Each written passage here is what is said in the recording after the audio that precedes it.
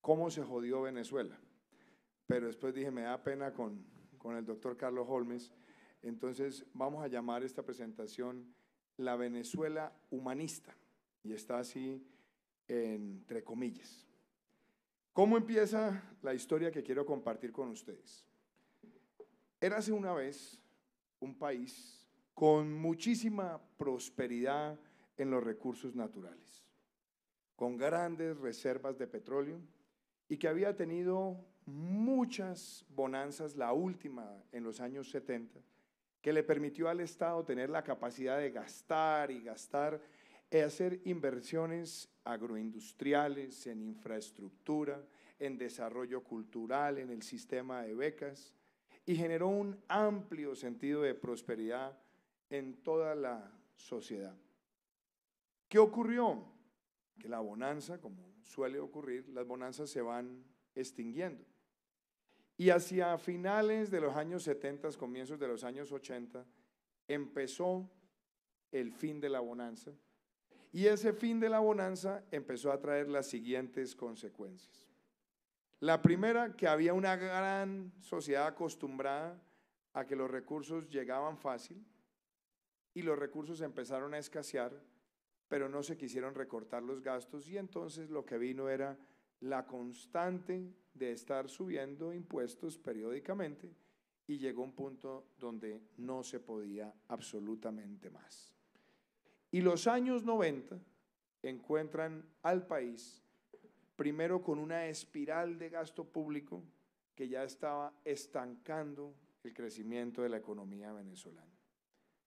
Y eso obviamente empezó a generar rechazo de algunos sectores políticos que querían que la bonanza se mantuviera, y adicionalmente nos habíamos encontrado con que ese país tenía un creciente problema de corrupción política. No solamente el problema económico, no solamente el desborde del gasto público, sino que además la corrupción política había escalado a un punto donde había un rechazo ciudadano creciente todos los días. Esa corrupción vino acompañada también de un momento donde la caída de los precios del petróleo fue aún más pronunciada. Y esa caída de los precios del petróleo llegó a tener el precio más bajo en 30 años para ese país. Entonces, la crisis institucional, la sensación de desazón económica y la caída de los precios del petróleo llevó a que el descontento generalizado diera un estallido con el Caracazo y después con el crecimiento de respuestas ciudadanas y sindicales muy duras frente a los gobiernos que tenían que introducir las reformas económicas en los años 90. Ustedes recordarán que ahí hubo el intento del golpe de Estado en 1992, después la caída del gobierno de Carlos Andrés Pérez, la llegada de Ramón del J. Velázquez y después la elección de Rafael Caldera.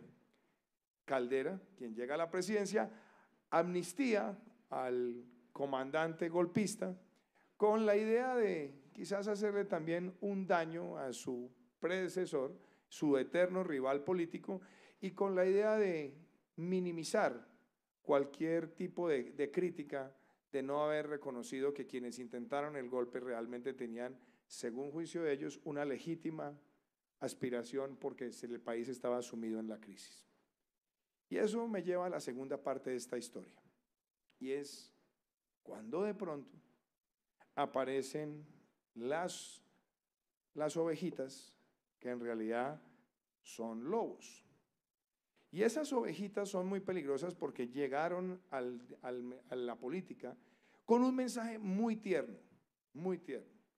Ellos hablaban de los nuevos sectores de la economía, de la importancia del emprendimiento, de la innovación, de la transformación tecnológica, de la protección de los ecosistemas, y realmente lo que se estaba incubando ahí era un mal donde se querían instaurar una serie de células ciudadanas que activaban la protesta social, principalmente basado en la lucha de clases. Y el discurso era tan profundamente articulado y tan bien detallado que inclusive llegó a convencer a muchísimos empresarios en medio de toda la desazón con la clase política, y me gustaría compartir con ustedes un ejemplo. Comandante, déjeme hablarle sobre el miedo que usted genera en muchísimas personas. En el exterior hay gente que le tiene miedo, usted sabe eso, ¿no? No sé por qué.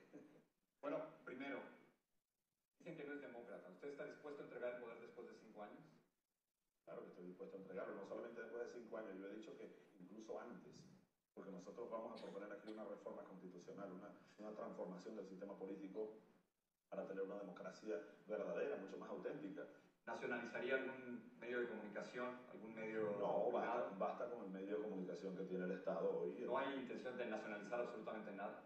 No, absolutamente nada. Incluso hemos dicho, nosotros estamos dispuestos a darle facilidades aún más de las que hay a los capitales privados internacionales para que vengan aquí a invertir en las más diversas áreas: agricultura, agroindustria, petroquímica, industria gasífera, todo lo que es el desarrollo del país, que tenemos vea que tenemos un proyecto bastante ambicioso que necesitará de la inversión privada. Yo aprovecho para hacer un llamado a todo el mundo. Yo no soy el diablo, yo soy un hombre que va con los mejores lazos de hermandad a trabajar conjuntamente con todos los países de América Latina, de Norteamérica y del mundo entero. No, yo no soy socialista. No, yo no soy socialista. No, yo no soy socialista. Yo creo en un proyecto, y así lo llamamos aquí, humanista, humanista, humanista. Entonces, como se pueden dar cuenta, esos lobos disfrazados de oveja les encanta y les fascina hablar del tema humano, humano. Soy humanista. Aquí se trata de la sociedad humana y hablan de los nuevos sectores, y ustedes se dan cuenta que el discurso está finamente elaborado. Claro, un discurso que aprovecha una crisis política, unas circunstancias de corrupción, que aprovecha adicionalmente unas circunstancias de dificultad económica, y entonces construye el mensaje integrador, el mensaje del Redentor, el adanismo, es decir, además con ellos se refunda la República. Así es que empieza ese fenómeno, y entonces aquí viene la otra parte de la historia. Entonces ya sabemos que érase una vez un lindo país, ya sabemos que apareció el lobo feroz disfrazado de oveja, y ahora, ¿por qué tienes los dientes tan grandes, abuelita?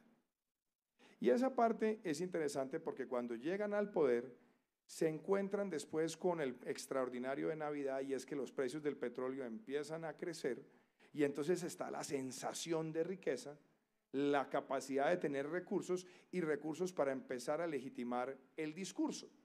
Y entonces ya lo que antes era la ovejita empieza con el dinero a convertirse en un lobo, y entonces el lobo, con la capacidad de gasto que tiene, empieza a hacer la confusión. ¿Cuál es la confusión? Primero, la ruptura institucional. Les encanta activar constituyentes desde el primer día que llegan para, por la vía de la constituyente, empezar a modificar la distribución del poder, capturar el poder público y a arrogarse facultades en la institucionalidad presidencial. Y es por eso que en los primeros años de gobierno, el chavismo saca 48 leyes habilitantes que venían además validadas por la decisión de la constituyente, donde ellos después buscan sus mayorías, y esas leyes habilitantes es donde empieza el principio de la transición de lo que yo llamo la dictocracia a la dictadura. Y les encanta el discurso de tierras, que hay que quitar las tierras a los unos, que hay que distribuir la tierra, y finalmente lo que acabaron haciendo fue, por esa vía de la confusión, fragmentando los gremios de la producción, donde había algún gremio que pudiera oponer resistencia, lo fragmentaban la institucionalidad, creaban 2 y 3 gremios, y con las leyes habilitantes, más los gremios fragmentados y los que ellos iban cooptando con el dinero del Estado, por esa vía empezaban a tomar cada vez más poder. Cosas adicionales, el control económico, el Estado papá, que todo lo regula. Y entonces viene el control de precios, viene el control de cambios, viene además la interferencia en el desarrollo productivo de los sectores, viene el cambio total en PDVSA. PDVSA tiene prácticamente el retiro de cerca de 23.000 funcionarios y empiezan a enquistar estratégicamente en el poder económico de la principal empresa de la nación células políticas al servicio del régimen. esa torre de Babel, obviamente como había tanto dinero, empieza a habilitar adicionalmente al gobierno para ofrecer prebendas en todos los lugares del país y empiezan a hablar, por supuesto, de una agenda social que se llamaban las misiones, y en esas misiones lo que empiezan es a entregar el subsidio del Estado y a convertir a la sociedad dependiente en la dádiva estatal, pero al mismo tiempo con una campaña de ideologización que va desde el colegio hasta las universidades y estratégicamente ubicando en puntos estratégicos de la formación estudiantil en el país a quienes eran promotores de la ideología de gobierno. Curiosamente, y esto es bien interesante, en todo este proceso que ya hay plata, control del poder, limitación de la actividad económica, viene lo que yo llamo la secuencia de la dictocracia a la dictadura, que empieza aquí, el populismo, el gobierno para el pueblo. Después viene la mutación, que es el totalitarismo, donde ya empieza a decir, bueno, esto es para nosotros, y ya la última fase es la fase del que se meta conmigo, que se atenga. Pero lo curioso de todo esto, para que ustedes lo entiendan, es que se hizo tan dependiente el país en el gasto petrolero por todas las dádivas que daba el gobierno, que aunque el petróleo llegó a alcanzar el precio más alto de la historia para poder hacer viable el presupuesto de Venezuela, se necesitaba prácticamente un precio del barril de más de $200. Estaban gastando muchísimo más que inclusive la capacidad de generar ingreso que tenía el gobierno. Y todo parecía normal, no podría decirlo, porque claro, ya habían adquirido tanto control y empezaron a carcomer los medios de comunicación lentamente. La intimidación de los dueños, la intimidación de los directores, después la intimidación de la prensa escrita y después empieza el Estado a comprar, el exprópiese. Y aparte del exprópiese, el Estado empieza a los que estaban medio blanditos, decirles me hacen el favor y me entregan por las buenas sus medios que se los vamos a comprar a determinado precio. Algunos lo hicieron y otros fueron expropiados. Se expropiaron más de 624 empresas en esa transición de la dictocracia a la dictadura. Se acabó por completo el impulso del sector agroindustrial, porque todo fue capturado por el Estado. Se acabó por completo la expansión estratégica que tenía el sector de telecomunicaciones, porque todo lo absorbió el Estado.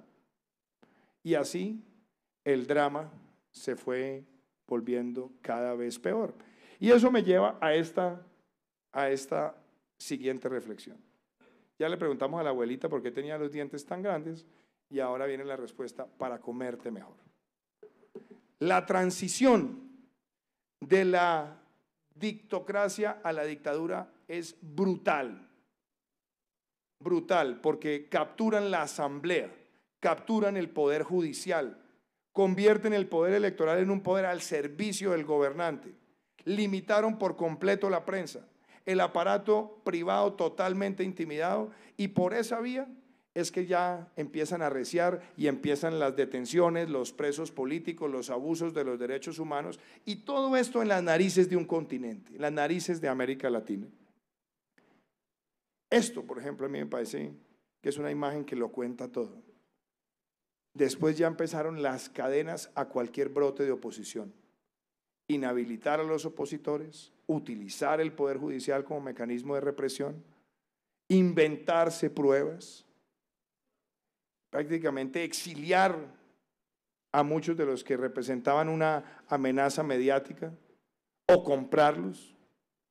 El resquebrajamiento total de la economía, y ese resquebrajamiento empieza inclusive desde la época de la bonanza, porque como ya era tan inviable fiscalmente, cualquier circunstancia económica adversa podía hacer que el país entrara en una quiebra, y eso ocurrió. Los últimos años de Hugo Chávez, del 2010 al momento de su muerte, es empezar a ver la caída lenta de la economía venezolana y la quiebra del país, que se acentúa después de la muerte de Hugo Chávez y la llegada al poder de Nicolás Maduro. Y lo que antes era esa gran revolución humana empieza a mostrar una realidad trágica, y esta gráfica para mí es monumental. Venezuela volvió en el año 2014, 2015, 2016, 2017 al ingreso per cápita que tenía Venezuela en 1953.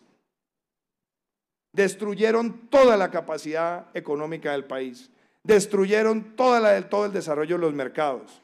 Y aún así, las finanzas públicas que estaban ya prácticamente en la inopia llevaron a que el país tuviera una inflación de más del 200%. Las malas decisiones económicas, la arbitrariedad y la dependencia en el petróleo llevaron a esto. Pero esta gráfica es todavía más trágica aún, y esa es la Venezuela de hoy. ¿Cuántos días? Y esto es comparado con un país como Colombia. ¿Cuántas horas nos tomaría a nosotros de trabajo poder comprar un pollo, no de cocorico, pollo, un huevo y una libra de queso? Aquí pueden ver la situación de penuria que vive hoy el pueblo venezolano. La pérdida de poder adquisitivo, la pauperización, la represión y el deterioro. Viene, por supuesto, la protesta social, ciudadana, generalizada, y viene el dolor para todo un continente. Pero no solamente eso, todo el proceso del deterioro de Venezuela en las narices del continente trae otros ingredientes al lado. Una Venezuela que empieza a utilizar malos recursos para financiar espacios políticos en otros países, movimientos áulicos, como dirían los peruanos, ayayeros del régimen, y empieza adicionalmente a ocurrir algo con respecto a Colombia.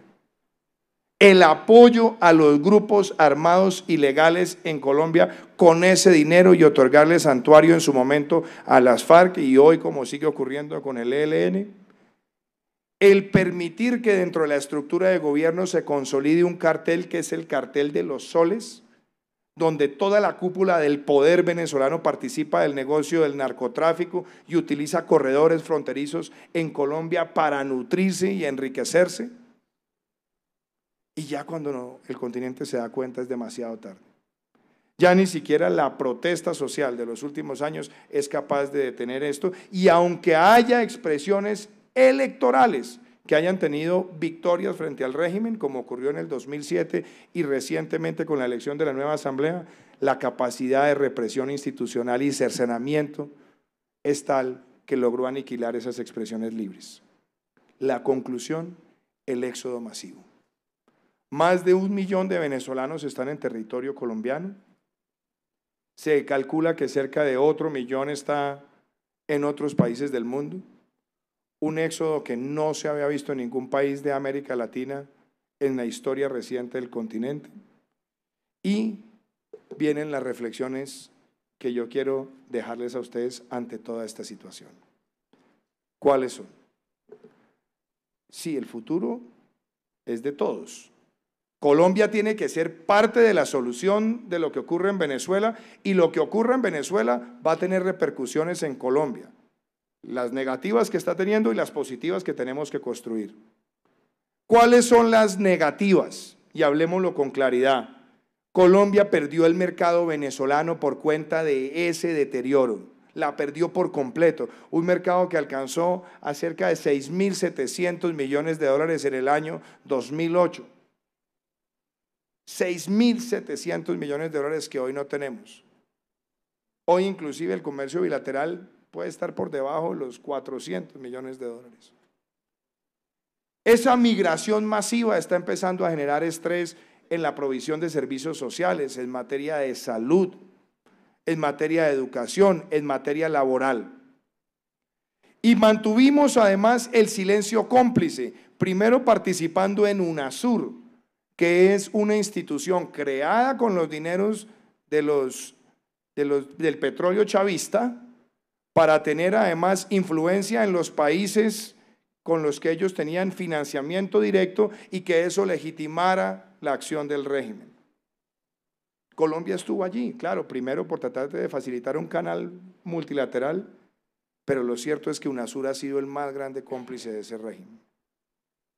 Esa migración masiva, que ya les decía a ustedes las implicaciones que tiene, Y adicionalmente, la connivencia con los grupos armados ilegales también repercute muchísimo en la realidad colombiana, y la represión que estamos viendo de opositores también está repercutiendo en nuestro país. El número de solicitudes de asilo, la fragilidad que nosotros tenemos además en la relación bilateral, porque entonces cualquier cosa es utilizada por ellos para generar una tormenta, el debilitamiento de las comisiones binacionales de frontera, y lo que yo llamo la actitud más cínica, y es saber que Venezuela está sufriendo esta tragedia y por mantener la apariencia diplomática no denunciamos a tiempo todo lo que estaba ocurriendo, lo cual hace que el gobierno colombiano sea corresponsable de esta bomba de tiempo. Es inaudito que nos hayamos demorado tantos años en llamar las cosas por su nombre, y lo triste es que aún hoy no las estamos llamando por su nombre. Yo he usado este ejemplo. Si cualquiera de nosotros viviera en el apartamento 202 y el vecino del 201 todas las noches golpea a su esposa y a sus hijos, y el llanto y el clamor se siente puerta a puerta, ¿qué hacemos? ¿Hacemos caso omiso y salimos al otro día a saludar al vecino cortésmente, o hay un deber moral de denunciar? Ese deber moral, que lo debió haber ejercido el presidente de Colombia y no se ejerció, puedo decirles a ustedes que el año pasado lo ejercí como legislador, consiguiendo 76 firmas de senadores de Colombia, 50 congresistas de Chile, para denunciar a Nicolás Maduro ante la Corte Penal Internacional y solicitar la apertura de una observancia preliminar en ese país. Se logró, pero lo más importante es lograr la investigación directa al dictador. Y basta con que un solo jefe de Estado de un país miembro del Estatuto de Roma lo pida para que de oficio se abra esa investigación y pueda haber una gran presión internacional que permita la salida de la dictadura y que haya un tránsito a la democracia. Tránsito que demanda de parte nuestra mucha coherencia. Colombia se tiene que retirar de UNASUR. Lo planteé el año pasado como senador de la República y lo reitero esta vez en este foro. Colombia no puede seguir en UNASUR. UNASUR ha sido el cómplice de esa destrucción, y yo respaldo las voces de presidentes como el presidente Piñera y el presidente Macri, que han planteado en los últimos días ese retiro. No podemos seguir validando esa dictadura. Y estoy además proponiendo que para estrechar los lazos con los ciudadanos venezolanos en estas circunstancias de afugias, necesitamos un fondo de atención humanitaria en la zona de frontera. Un fondo humanitario que se puede financiar con los recursos que iban a comprometer para entregarle a Naciones Unidas en la supervisión del acuerdo con las FARC, que se pueden destinar en este momento para hacer esa atención. Estoy además convencido que hay que buscar una solución multilateral con otros países para que Colombia no sea el único país que absorbe todo el flujo migratorio, sino que podamos también buscar el estatus de protección temporal con otros países, entregando los permisos de trabajo. Y hay que hacer una normalización migratoria donde con permisos de trabajo se garantice que emplear a un ciudadano que viene de Venezuela no puede ser en inferiores condiciones a la de un trabajador colombiano, para que no se genere el incentivo perverso de desplazar un puesto de trabajo colombiano por el de un migrante. Y es además necesario, y voy a decirlo, hay que buscar, para el caso de los profesionales, un sistema de homologación de títulos rápidos también en el país, y permitir también que los que quieren invertir en el país tengan sus visas de inversionista y puedan invertir en Colombia y generar empleo en nuestro país. 6 soluciones urgentes para estrechar esos lazos. Hay quienes preguntan, y bueno, ¿y a usted no le parece que eso pues cuesta mucho y tiene dificultades? Yo creo en una cosa: si nosotros somos solidarios en este momento, si nosotros ayudamos a esa transición, si nosotros participamos activamente en ayudarle al hermano venezolano, así como ellos lo hicieron con Colombia durante varias décadas, el día que termine la dictadura y empiece el tránsito a la democracia, Colombia va a tener un provecho por los lazos que se crearon. Y Colombia además va a reconstruir rápidamente ese mercado, y Colombia le va a dar oportunidades a muchos de nuestros nacionales para ir a participar en esa reconstrucción. Yo estoy seguro que después de una transición a la democracia, con los escenarios aún más conservadores que se puedan hacer en materia de precios del petróleo, con un plan de choque y de reactivación económica, con unos créditos multilaterales de más de 20.000 millones de dólares, esos recursos se pueden pagar en 10 años recuperando la producción petrolera en ese país, por lo menos para empezar también a diversificar esa economía y generar nuevos puestos de trabajo. Y además, observando la transición que se tiene que hacer en el régimen cambiario y en el régimen de precios y en el régimen crediticio. Pero esa reconstrucción de Venezuela nos sirve a nosotros. ¿Cuál es la moraleja de la historia? Porque los cuentos siempre traen moraleja. Hay que buscar que Venezuela recupere esa alegría, que recupere el sentido de sociedad, y yo creo que a nosotros nos toca aprender la lección, porque la historia se puede repetir. Lo peor que le puede pasar a un país es caer en la arrogancia de creer que los errores de otros no se cometen acá. En Venezuela siempre la clase dirigente creyó que ese discurso de la ovejita, que en realidad era un lobo, jamás llegaría al poder. Y es ese discurso del ilusionismo, de la sonoridad, de la emoción, de tratar de tocar la fibra sentimental del votante y utilizar además los sentimientos de rechazo propios de una clase política que ha venido cometiendo errores y una economía que no ha resuelto las cosas. Ese modelo puede llegar a nuestro país. Por eso me preocupa tanto la coincidencia de muchos discursos que nosotros vemos con lo que ustedes acaban de ver. Ese era el discurso. Y la alternativa está en que un país como el nuestro puede prevenir caer en esa tragedia con la argumentación lógica de un modelo de futuro donde prime primero la legalidad, donde se respete la ley, donde se le diga al criminal el que la hace la paga, donde se enfrente la corrupción sin vacilaciones, donde tengamos un modelo de emprendimiento, porque la razón por la cual ese drama ocurrió es por el rechazo al emprendimiento, la estigmatización de la empresa, la censura vituperante del que quiere desarrollar un negocio, el poder inquisidor, el dedo del gobernante que dice qué se hace y qué no se hace, que es propio del adanismo de los que se consideran los refundadores de la República. Un país necesita emprendimiento para contener ese discurso malsano, y el emprendimiento es la única forma que van a surgir micro, pequeñas, medianas y grandes empresas con la posibilidad de formalizar empleo, expandir la clase media y reducir la pobreza. Y esa combinación de legalidad y emprendimiento debe llevar a la equidad. Porque el problema que tuvo ese régimen en Venezuela es que ellos creen que la riqueza se decreta, que el desarrollo se decreta, que el crecimiento económico se decreta. No, se construye. Yo quiero ser presidente de Colombia porque quiero que aquí se construya y no se decrete. Porque aquí se le den garantías a todos los colombianos de poder prosperar, y que ese discurso ilusorio que empieza siempre en tono menor y que cuando llega al poder va adquiriendo cada vez mayor tonalidad opresora, estigmatizadora y además divisora de la sociedad, jamás sea una alternativa en este país. Esa moraleja de lo que Venezuela ha vivido me lleva a mí a decirles a ustedes hoy que no podemos dejar que en nuestro país quienes han sido los promotores de ese régimen pretendan gobernar a Colombia. Muchísimas gracias.